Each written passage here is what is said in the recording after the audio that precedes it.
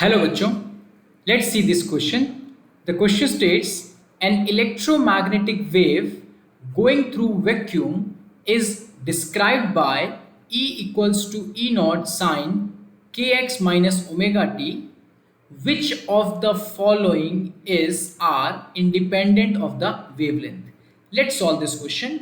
तो हमें यहाँ पर इलेक्ट्रिक फील्ड इलेक्ट्रोमैग्नेटिक वेव के इलेक्ट्रिक फील्ड की एक एक्सप्रेशन दे रखी है और हमें ऑप्शंस के अकॉर्डिंग बताना है कि कौन सा ऑप्शन जो है वो इंडिपेंडेंट है वेवलेंथ की। तो सबसे पहले बात कर लेते हैं अपने की कंसेप्ट्स की।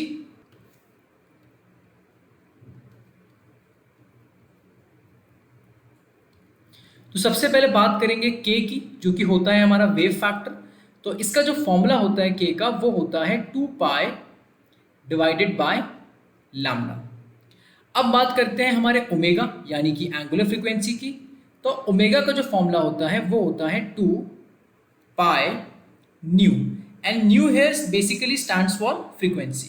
पर अगर हम इस फ्रीक्वेंसी के फॉर्मूले को भी आगे फर्दर एक्सपैंड करें तो फ्रीक्वेंसी न्यू का फॉर्मूला होता है nu is equals to C by lambda, velocity upon lambda.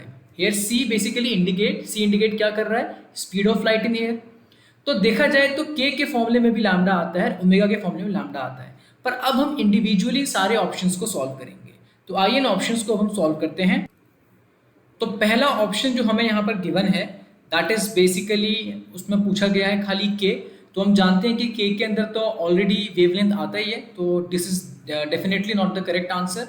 अब हम बात करते हैं हमारे ऑप्शन बी की। आइए, जैसा कि हम देख सकते हैं हमारा ऑप्शन बी क्या है, के अपॉन ओमेगा। तो आइए इसको सॉल्व कर लेते हैं। के अपॉन ओमेगा को हमने अभी देखा, हमारे के का फॉर्मूला क्या था, 2 pi divided by lambda, and this whole is divided by omega. हमने अभी ओमेगा का फॉर्मूला क्या देखा था, 2 pi C divided by lambda. अगर इसे फर्दर हम लोग सॉल्व करेंगे तो जैसा कि हम देख सकते हैं कि lambda lambda will cancel out. तो क्या मिलेगा हमें यहाँ पर मिलेगा 2 pi divided by 2 pi C, 2 pi cancel out, हमें आंसर मिलेगा 1 अपॉन सी। यानी कि के अपॉन ओमेगा के अंदर वेवलेंथ नहीं है। अगर फर्दर हम इसे और भी सॉल्व करना चाहें बाकी ऑप्शंस को भी, हम देख सकते हैं ऑप्शन सी में ओमेगा आता है, तो ओमेगा स्क्वायर है और ओमेगा के अंदर तो वेवलेंथ आता ही है, तो definitely it is not the correct answer. हम एक बार डी ऑप्शन को सॉल्व करेंगे यहाँ पर, के अपॉन ओमेगा स्क्वायर। आइए डी ऑप्शन की बात कर लेते हैं। डी ऑप्शन क्या है, के अपॉन ओमेगा स्क्वायर।